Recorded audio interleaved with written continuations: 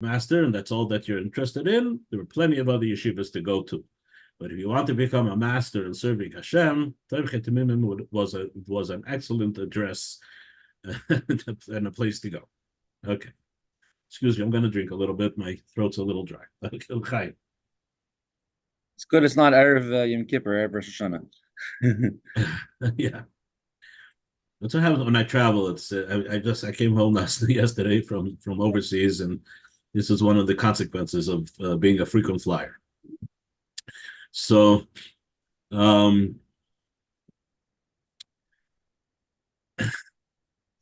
within the student body of Tomchei Temimim, it was common that certain individuals that stood out, there were two interesting categories that you fit into. Okay, what would those two categories be? So, one of the unique elements of Tomchei Temimim in the process, in order to fulfill the mission that was established by the Rebbe Rashab, was that part of the curriculum of the yeshiva, in addition to, of course, learning Gemara, Halacha, right, the standards of any yeshiva, was also a formal, integrated into the curriculum, the study of Chassidus. Not to say that in other yeshivas they didn't study Chassidus, but it was not part of the formal curriculum where there was times of the day dedicated specifically for the study of Chassidus. Okay, so that sets Tomchei Temimim apart in this mission to create Ovdei Hashem. Okay, in a very unique way that could be accomplished according to the Rabbeim through Chassidus. I say that carefully because now, knowing that this is going very public on YouTube, I don't want it to sound as if I'm saying that the only way you could be a true Ovdei Hashem is if you learn Chassidus. That's for the public. but I can say that Chassidus is absolutely 100% a very important element in helping a person become Ovdei Hashem. So what evolved in Tomchei Temimim, something that's kind of a natural thing that happens in this kind of a setting, like in the context of a group, right? That's identified as a yeshiva or whatever, right? Was that a bacher who was an accomplished bacher, Tomchei Temimim, would be known either by one of these two categories, either an oived, simply means one who serves Hashem, or the other term would be a maskil. Now, a maskil is someone who has attained a very, very profound understanding of the teachings of Chassidus. Okay? That would include the teachings of Chassidus that touch upon very abstract ideas. For example, one of the main figures of Tomchei Temimim was a famous mashpia. His name was Rebbe Shmuel Geroino. For many years, a mashpia in Tomchei Temimim in Lubavitch. Rebbe Shmuel Geroino was known to have mastered the understandings of Chassidus. He would give over shiurim, and he would explain the deepest and the most abstract concepts that are discussed in the Chassidus of Chabad. Deep understanding into godliness, the relationship with God and the world, and how to understand, the notion of an image of God as opposed to a God that has no image, and etc. etc. Okay. Then there was a mashpia in yeshiva. He was also a mashpia, not a rosh yeshiva. So his function was to teach Chassidus, and he was a master. And those Talmidim who studied under him became, those that were shaykh, those who seemed to have a tendency towards that way of understanding things. So he developed many such talmidim. At the time, the Rebbe Rashab was the Rebbe. The Rebbe Rashab would say a maimer every Friday after Likkutei. The maimer could be maybe 2 or even 3 hours long. And the Rebbe Rashab, in his Maimarim, he touched on many very deep and difficult concepts to understand. And these Talmidim, Baruch Hashem, under the guidance of Rabbi Shmuel Geronom, they developed a mastery, so to speak, of that Chassidus. Maskil, that's the term, the maskilim, right, in the Bible. Now, maskilim also has a negative connotation because the maskilim is also the term that's used for the reformers that were also very popular at that time. The Haskalah movement, right? The modification, the modernization of Judaism and whatever. Okay, we won't get into that. But in the context of the culture of Lubavitch, a maskil was certainly not somebody like that, right? It was rather, it's the Haskalah movement was in English, it's referred to as the Enlightenment, right? The era of the Enlightenment in the 1800s, right? Which gave birth basically to the reform movement, which pretty much spelled, the end of Yiddishkeit for anyone who followed that. But like I said, in Lubavitch, again, this is the term that's used, a maskil. Okay. By the way, this has also somehow carried over into the culture of other yeshivas today. So I was speaking to a young fellow that went through the non-Lubavitch system, and he was speaking about a certain individual, and he was saying how that individual was a Baal Machshava. What's a Baal Machshava? I understood right away. Somebody in the yeshiva system, one of the mentors, the guides, right, who would discuss with the Bachim, probably in the context of Musar or something like that, some more deeper concepts of godliness and the world and so on and so forth, outside seemingly of the context of pure Talmudic studies. Okay, Baal Machshava. So now we have the term in the culture of yeshivas in general, but this is a term that in Lubavitch was already in existence already for a long time. The maskil. Then you have what's called the Oved. What's the Oved?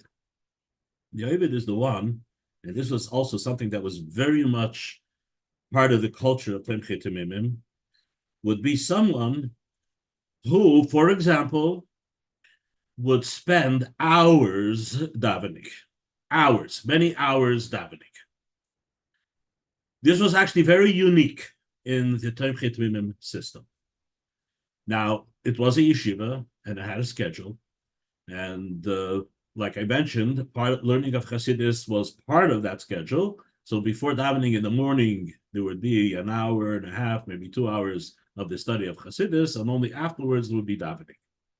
But then the davening has a point at which you go and eat breakfast, and then you have to start your regular Seder, open up your Gemara, generally speaking, and start, and the rest of the day spend immersed in the study of the Talmud Gemara. There were those individuals, however, and they would spend literally hours in some secluded place, Parshas in davening to Hashem, trying to develop Avas Hashem, Yiras Hashem, love of Hashem, awe of Hashem, right? This was very much part of the culture in Temche Temimim, and they were known by a different term, the Ovdim. They were called the Ovdim. So you have the Maskilim and you have the Ovdim. Again, I have a question, if you don't mind. In terms of when you reference davening, would that be a similar pattern of davening that we do, or is it in the case of these people? Is it meditation or a combination? What form exactly, did that take? Exactly the same davening, but we generally, and this is the way that most of the world, we daven with a minyan, right? So it's kind of like very formal, and you go through the davening, and you're really just part of like a routine. I hate to call it that, but it's somewhat of a routine. The Oivdim would step out of that routine, right? And they might be present in shul for the davening to answer the baruch or the kedusha, but they would be on a personal tract where their davening would literally, they would be doing the same davening, obviously, but with a lot more meditation, a lot more self-reflection, and it would literally take hours. Okay, so it was something that, the Oivdim had special permission to come late for the regular Seder of yeshiva, the regular, schedule. They had special permission. Unfortunately, there could be, someone who wasn't so sincere about it, right? And the mashpiyim would have to discern whether you were sincere or not. And if you were sincere, then you would actually have special permission to spend more time in the davening, right, and come late for the regular yeshiva schedule. But the actual davening is the same davening that we have, right, from the Siddur. Does that answer the question, Moshe? Okay. Yeah. Yes. Okay, good. I had to unmute myself. Yeah, that answers it. Thank you. So there was another mashpia. His name was Michal Bliner, who was a very warm and an emotional person. They say that, sometimes you'd be talking to him and he would get very passionate, whatever it was, usually when it was about something that deal with one of the Talmidim in Yeshiva. And, tears would just freely flow from his eyes with this sort of Michal. I knew a chassid like that too, in Kfar Chabad, who I had the great merit of having somewhat of a relationship with. Rebbe Zalman Levin was his name. He was a chassid that he would sing a nigun, and there was no such thing that he would just sing a nigun. He would sing a nigun with the full hearts, and there was always tears streaming down his eyes when he would sing this thing. Okay, actually, Mendel Markel knows this chassid, and he's actually really good at imitating how this Rebbe Zalman Levin would sing a nigun. And I always tell Mendel, I want to hear a nigun, but from Zalman Levin's Nigunim, and he would sing it and he would imitate him. He does a pretty good job at imitating him. I don't know about the tears, but every time he would sing this nigun, I would envision myself sitting at his Shabbos table, which I was occasionally at in Kfar Chabad, and that's what would happen. He would sing a nigun, and Mendel Markel has a knack of literally putting me in that place, because he imitates him very well. And this is a person who, if you had a question in Tanya or in a minor of the Alter Rebbe, I'm not so sure that he would be the person that you would go to ask, right? I'm sure he learned the Likkutei Torah, but I don't know that that's what he was known for, being able to explain, some difficult topic in the minor of Chassidus. But he was definitely somebody that you could look up to and say, wow, there's something unique about this person, right? Something that's like, I don't know how common it is in other places, but in Lubavitch, someone who was trained and brought up in the Temchet Mimim, there were those individuals that literally, that was the image that they portrayed. And their davening would be like, it's amazing. Just to watch them daven would be an inspiration. I have an uncle, Rabbi Gerelik, Olav Shalom, from Milan, shliach, the Rebbe shliach in Milan. And it was at a bar mitzvah of a nephew of mine, and he was there. And there was a farbrengen that followed. Farbrengen that went into the wee hours of the morning, I should say. And I remember my uncle describing when he was a boy of maybe 11 years old, 11, 12. This was it was during World War II, and many Lubavitcher Hasidim, many families found refuge in the southern part of Russia, in a city called, there's a book that just, oh my gosh, it just flew out of my head. but in Russia, Samarkand? in Samarkand, right? Samarkand. So he was a young boy in Samarkand. His family, somehow they found, their way to Samarkand together with hundreds of other Lubavitch families. And that's how they basically survived. The Nazis never reached to the area of Samarkand. And in addition to that, because the Soviet government was so busy fighting the war, they were a little bit more lax with the, with the things that they were well known for, the oppression of Yiddishkeit, yeshivas, and so on. So it was like interesting. Ironically, it was kind of like a little golden era in Chabad history. Those 4 or 5 years during World War II, we had a big congregation of many Chabad families in the city Samarkand in Georgia or whatever it's called. Okay. So he was saying that when they were kids, there was a chassid, his name was Yisrael Noach Blazinski. And Yisrael Noach Blazinski was known as an oived, like I'm describing, an oived that would daven for hours and hours. So Shabbos, he said, we would be playing outside the shul after everybody had long finished davening, and they already had their Shabbos, they made Kiddush, and they had their Shabbos meal. And the kids, when they were playing outside, they would run over to the window to hear, where is Yibrisol Noach holding a davening, right? So, again, it's just interesting to hear, a chassid reminiscing his youth, right? There was the chassid Yibrisol Noach. He was a great oived, and he would daven for many, many hours on Shabbos afternoon, and the kids all knew, and it was the whole thing, while they're playing, to run over to the window, and Yibrisol Noach is holding by Yishtabach. Yibrisol Noach is holding wherever he was that he was holding. There's actually there's a tape of his davening on a regular weekday that somebody once sent me years and years ago. You could actually, this was later after the war, when he was living in Paris, the Yibrisol Noach, somebody, one of his grandchildren, recorded him davening in the middle of the weekday, right? And it's a pleasure, just a pleasure to listen to. You hear a davening that's like so, full of heart, and it's just something very beautiful to listen. Okay. That was an oived. Then I began with by describing a maskil, right? The truth is that,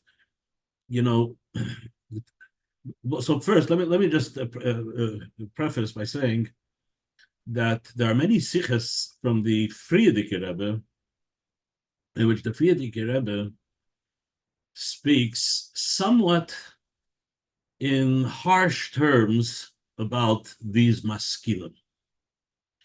What the Friedrich Rebbe's issue is that the purpose of Hasidus is not to become a deep thinker in abstract issues that have to do with Hashem and creation and his interaction with the creation. These are all part of Hasidus. They're all important. But there can be, says the Friedrich Rebbe, a tendency to be so totally immersed in that element of Hasidus and to forget that ultimately it's all about developing a relationship with Hashem. And more specifically, an emotional relationship with Hashem. That which I described when I mentioned the Oivdim. So Haskalah, without Avodah, there are some really, really harsh words from the Friedrich Rebbe about that unfortunate thing. On the other hand, Oived, right, and not necessarily someone who had mastered the deeper understanding of Hasidus, probably can get a pass. Okay, if you're Oived and not a maskil, okay, you still have to try, but it's part of the system. Learning Hasidus and understanding Hashem based on the pasuk from Navi, Das Hashem Lekecha. You must know Hashem, right? And this is what Chabad is known for, not just this simple blind faith, but rather a very articulated and a very sophisticated understanding of Hashem, all put forth in the Maimorim of Chassidus. Yes, but not everyone can master it. So if one is an Oived and he hasn't mastered the Haskalah, so to speak, I would say he gets a pass. But someone who's a maskil, right? but it does not transfer into actual avodah, becoming a better davener. That the Rafidik Rebbe did not have much tolerance for. Okay, so that's important to mention. I know people like that, and they get a hard time at a chassidische Farbrengen. You know, another chassid will give him a hard time. He's askola, right? I had a friend in Kfar Chabad who was in yeshiva in Kfar Chabad. At the time, the mashpia was Mendel Futterfass. Now, Mendel Futterfass is a famous chassid, especially for his Mesidas Nefesh that he had in Russia. He spent many years in the Russian Gulag. He was separated from his family because they actually managed to get out of Russia after World War II, and he ended up being stuck in Russia without his family. Very long story. Very fascinating story. The Mendel did finally come, and the Rebbe himself appointed him to be.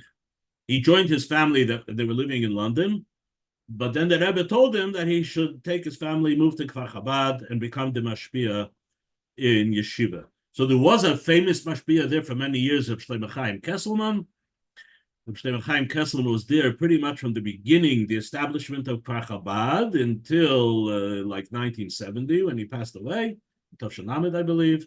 And it was shortly after that, Mendel Futterfass, who just a couple of years before that had come out of Russia, the Rebbe asked Mendel to become the mashpia in yeshiva in Kfar Chabad. Now, Mendel was certainly known more as the Ovid type of a chassid, okay? And he was someone that when he would farbring, that's what would come. It would come across. Your uncle Zalman of blessed yes, your uncle Zalman of blessed memory used to mention Futterfass quite frequently. He would mention this Mendel Futterfass? Yes. Okay. Yes. Okay. Yes. Uncle Zalman, he was known to be more of a maskil than an Ovid, by the way. I was just thinking that. He was also he you know, my grandmother once, when I was a kid, well, an early young teenager, so a cousin of mine, also a Posner, so a cousin of mine, his older sister became a Kala. And I didn't even remember where this was, but we were in the car, myself and my cousin, whose sister had become a Kala to a Bacher. They were the Shimon Zonnefeld, lives in Eretz Yisrael. And my cousin and I were arguing whether the chassan was a maskil or a ovid. Okay? My grandmother happened to be in the car, and she turns around and she says, if he's truly a good bacher and a chassidische bacher, then he's both a maskil and a ovid. That's what Mrs. Posner commented when she interjected into this argument. Okay. Oh, wow. This is going to be a little Zalman Levin singing. Is that what we're getting, Chaim? Yes, this is the Chassid Zalman Levin. We can hear him sing? Are we going to see the tears in his eyes? Yeah, we could do it at the end of the Shiur also. If you want to do it. Okay. Okay, if you're having trouble, yeah, let's it works. It works just fine, but we could do it now also. Up to you. Okay, let's hear 2 minutes. 2 minutes of the Ovid. Zalman Levin.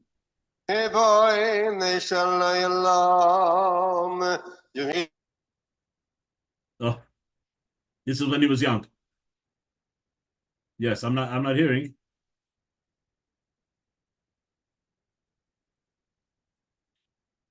Okay, in any case, yeah, I'm not hearing. Are you here?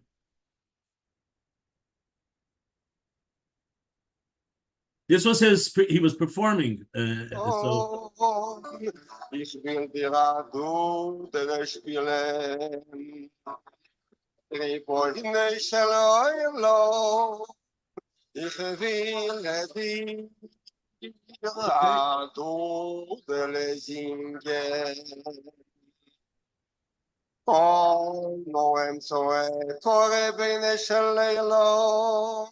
Okay. Yeah, it's not coming across very clear. What? It's not coming across very clear, so. Okay, I'll have to play with settings one day, figure it out. Okay. Okay. In any case, so So, so there you have it. Mrs. Posner taught us that what a true chassid is. You can even Mrs. Posner knew that a chassid has to be both a oived and a maskil. You can't be one or the other. Just one or the other. So she settled the argument between the two of us, my cousin and I, right? And if he's a good bacher, then he has to be both. Okay. So one time, Ramendel Futterfass, he was famous for his farbrengens, and Thursday night in Yeshiva in Kfar Chabad, he was farbrengen. I had a friend, and him and another friend felt that they weren't getting enough Haskola Shiurim in Kfar Chabad. Whatever, they felt that they weren't feeling satisfied with the classes that were being given. There was a chassid who lived in Tel Aviv. His name was Moshe Gerari. Moshe Gerari, he was a maskil. He wrote deep articles about Chassidus. He even gave a shir on the radio. Or actually, that was no, not Moshe Gerari. Moshe Gerari was also a big maskil. This was a different chassid. I'm sorry. It was Reb Nachum Goldschmidt. Reb Nachum Goldschmidt. Our Goldschmidt here is in that Goldschmidt family. It's not his grandfather, it's his great uncle or something, I'm not sure. But in any case, Reb Nachum Goldschmidt, he used to give shiurim on the radio in Israel, and he was known to be a master of explaining deep thought, deep ideas and chassidus. So they went to his house Thursday night. Right, they got out of Kfar Chabad somehow. They probably hitchhiked their way to Tel Aviv, and they had a special shir Thursday night with Reb Nachum Goldschmidt in order to fulfill their need for some more haskola of chassidus. Okay. They come back to yeshiva. It's late at night, Thursday night, and Mendel is still farbrengen. They walk into the farbrengen. And the Mendel sees them come in. Wo bist du gewesen? Where were you? So they told the Mendel, we went to hear Reb Nachum Goldschmidt to hear Ashir of Chassidus.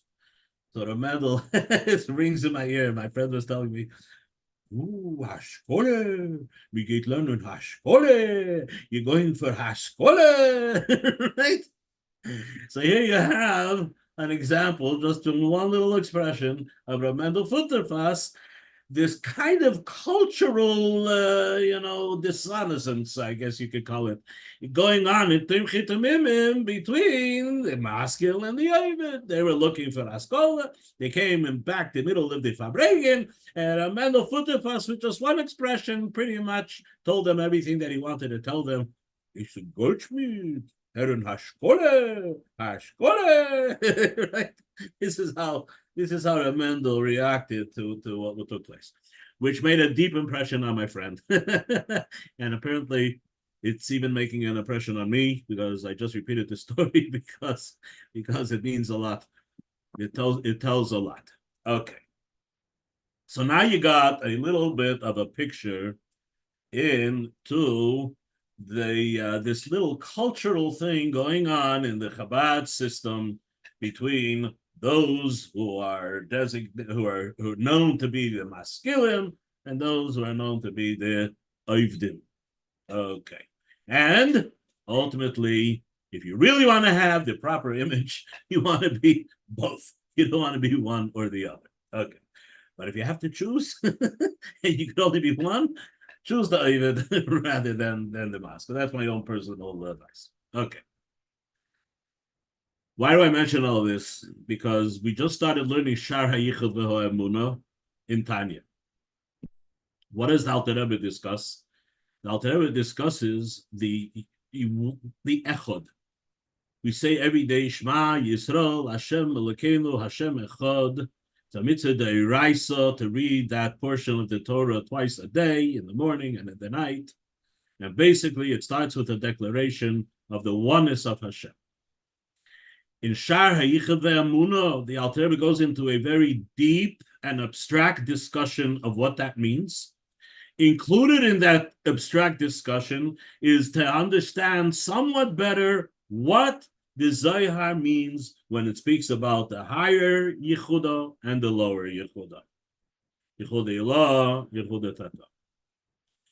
This is in contrast with the first book of Tanya, because it can be said that the first book of Tanya focuses more on Avodah, developing a relationship with Hashem, and primarily not so much of an intellectual connection, but rather an emotional connection.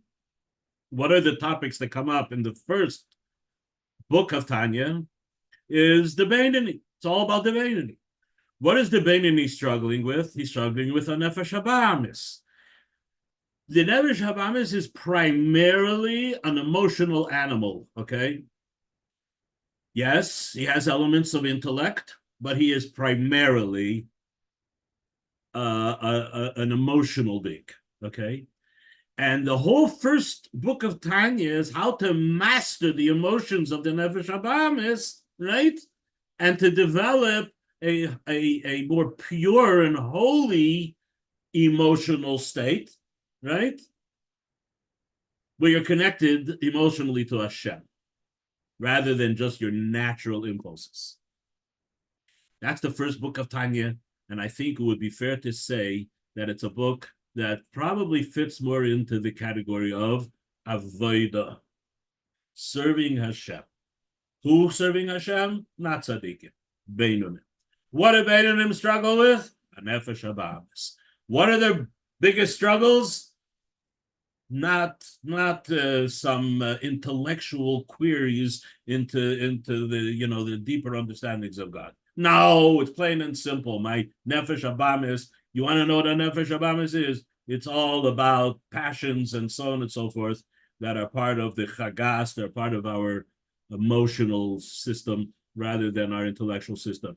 There's that element too, of course, but usually it's the intellect that's actually being driven by the passions, as the Alter Rebbe explains in Perik Vav of Tanya. Okay, but then Shar Yichud Emunah, I don't think Avas Hashem is even mentioned in Shar Yichud Emunah. It's mentioned in the Hakadama, in the preface, okay. But in the 13 chapters of Shar Yichud Emunah, I don't think that Avas Hashem Yosef Hashem is even mentioned. Okay, what does it speak? It speaks about existence. It's a deep kind of. It could also be referred to in English as some deep philosophy, an existential philosophy of what is the nature of existence. Okay, these are of course more abstract principles. This is what's dealt with in Shar Yichud Emunah, the Haskalah of Chassidus. Now, it is true that the Alter Rebbe wrote this first, but Al Pi Hashgacha Pratis, when Tanya was published, it was put as the second book of Tanya. I think the message perhaps is that if you are a newcomer to Chassidus, right, you have to first understand that Chassidus is develop the Avodah, how to serve Hashem. How to serve Hashem, not just with your brain, but how to serve Hashem with your complete being, with everything, with your convictions, with your emotions, and so on and so forth. So, therefore, I think the first book of Tanya comes first. But then we have to understand that in order for a person, and this is what's in the Hakdama, the preface to the second book, is that all of this pursuit of understanding the deeper existential issues, right, of the very existence of reality, ultimately is a foundation for our emunah, for our belief, and it has to develop into an emotional attachment. Interestingly, there's not much dedicated to that in the actual chapters of Shar Yichud ve'emunah, but it's there in the Hakdam and the preface to Shar Yichud ve'emunah. It ends by saying that in order for one to develop a true and a deeper emunah in Hashem, you have to understand these existential issues. The more you understand them, the better you are prepared to then move on and to become a complete servant of Hashem with all of your capacities, your emotional as well. Okay? So, Moshe, I didn't get to your original question, but I think I'm going to leave it for an upcoming shiur, okay? Where we'll actually kind of delve into what does the Alter Rebbe tell us that gives us an understanding in this idea. This again, it's a philosophical, existential concept of that there is a unifying element to all that exists. And of course, that unifying element is Hashem. And that's what we mean when we say Shema Yisrael, Hashem Elokeinu, Hashem Echad. There's an ultimate unifying core to all that exists. And then to understand that it exists intellectually on two levels. Why do we need two levels? That is part of the discussion. Why do we even have to discuss that it exists on two levels? Why can't we, I mean, once we get into a little bit of understanding the higher level, so then why is there even a lower level? And that is something that in Mitzvah Hashem, I cannot do justice in the few minutes that are remaining. And in Mitzvah Hashem, next week, we will continue on this topic. We will still be in Chitas in the second book of Tanya, so it will be appropriate. I actually decided to broach this subject because when I was preparing the Likkutei Torah this morning, Parshas Behhaloscha, it absolutely comes up.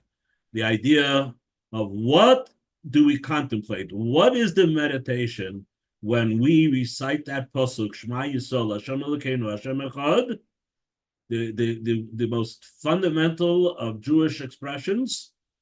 I think that when they were, moving in on to save, the survivors of the massacre in Eretz Yisrael, right? So there was a lot of confusion. So you go into a house, you don't know if there are terrorists in the house or there's a family of hostages in the house, or people the survivors in the house. So the soldiers, who themselves were probably not necessarily, they may have been, more secular, but they would scream, Shema Yisrael, Hashem Elokeinu, Hashem Echad, right? And waiting to hear a response from, again, the victims who are also, not necessarily those who practice saying it twice a day, as the Shochet instructs us. But Ayid, you know what I mean? Ayid is Ayid. And there's hardly, unfortunately, it does exist, but there's hardly a Yid that doesn't know that pasuk, Shema Yisrael, Hashem Elokeinu, Hashem Echad. Okay? So Mitzvah Hashem, next year, we'll delve into some of the actual ideas that the Alter Rebbe discusses, and even more importantly, why is it even important for us to delve into this, these ideas, and what does it contribute to our being a better Oved, a better servant of Hashem? Okay, so Chaim, so I'm going to leave it there. So Moshe, I guess I promise that we'll get to it. We will, Mitzvah Hashem. I'll look forward to that. I'm going back to your brief discussion about Samarkand. I'm looking at a book that we have. It's by Rabbi Hillel Zaltzman. Right, Samarkand. That is the Samarkand. Yes. That's it. Yeah, I'm looking right at this book. That is the Samarkand. So like I say, my uncle at the time, he became bar mitzvah when in Samarkand during those years. Like I said, it was like what was ironic is that this was like in the history, this was probably the most devastating period in Jewish history.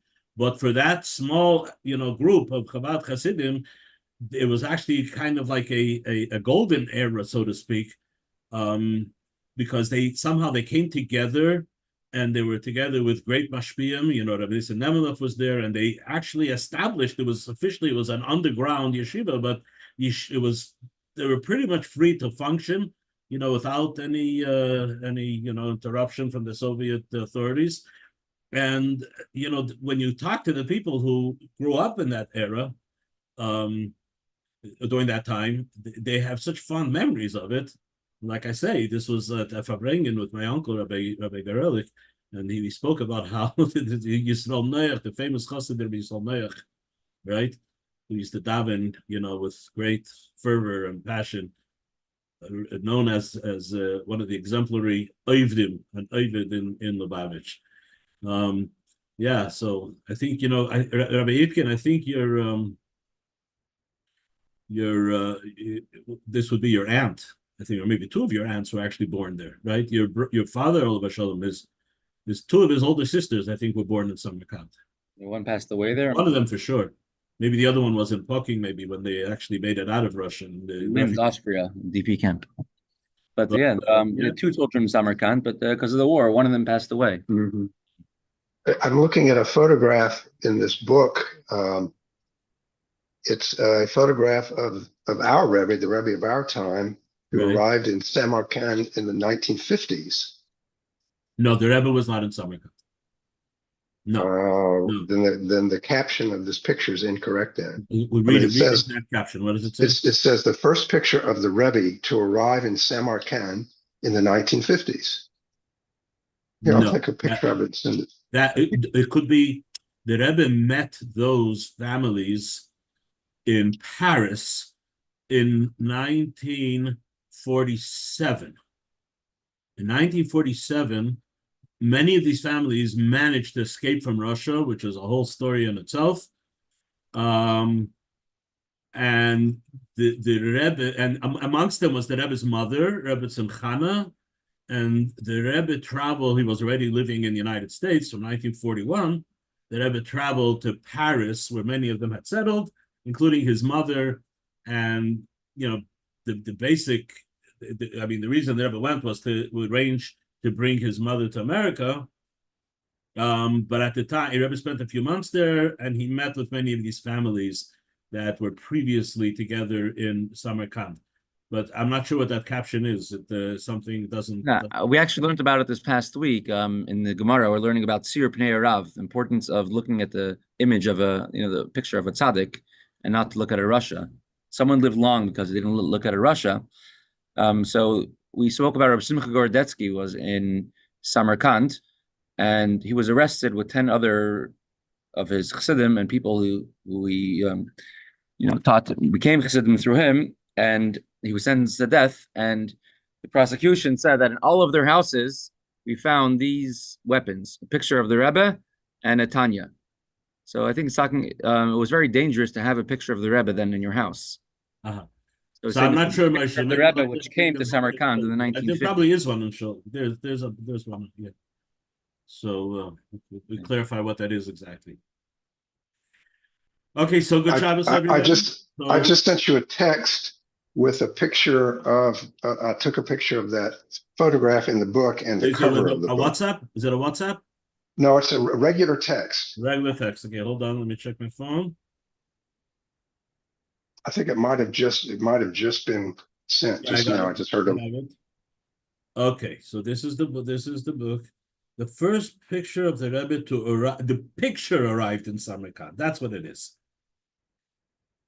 It was a picture of the Rebbe. This is a picture actually taken by Trainer Studios, who I actually know. I know who that is. He was the photographer at my aunt's wedding in 1962. So this is a picture of the Rebbe standing, I think, at the door of 770, if I'm not mistaken. And it was a picture that made it to Samarkand in the 1950s. That would be got it. Right. Yeah, I know. You read it much more closely than I did. That's what it was. That's what it was. Yeah, it is a little misleading. Yeah, it's the story is about the picture, not about the Rebbe. Yeah. Got it. Thank you for clarifying that. Yes, that is it. Okay, so good Shabbos, and you're on a cliffhanger. Mir Hashem, next Friday we will talk about. Wait, let me just see where I'm going to be next Friday. Am I even going to be around? Uh-oh. Yeah, okay. I'm going to be somewhere early, but the Mir Hashem, we should be able to have the shit. Yeah. Okay, so we're going to talk about the higher unity and the lower unity. And why is there even a discussion? If unity is unity, why should there be a higher and a lower one, right? I would think that if one of them is designated to be the lower one, then it's not the absolute unity. So why are we even bothering delving into the idea of a unity that doesn't seem to be the perfect unity, because there's a higher unity that's higher than it? So that elicits the question. Yeah. Okay, so Mitzvah Hashem. By the way, part of one of the shiurim that I heard from another great maskil in Lubavitch was Abiel Khan. He discussed why chapter 3 ends with a question, and we will get to that as well. But the lesson is that there are some questions that are best left as a question, where the question is better even than the answer. But we'll attempt. We'll leave you with a question for the week, and the Mitzvah Hashem next week we will attempt to at least maybe not totally answer, but introduce some clarification. Okay? Excellent. Thank you so much, and good shot.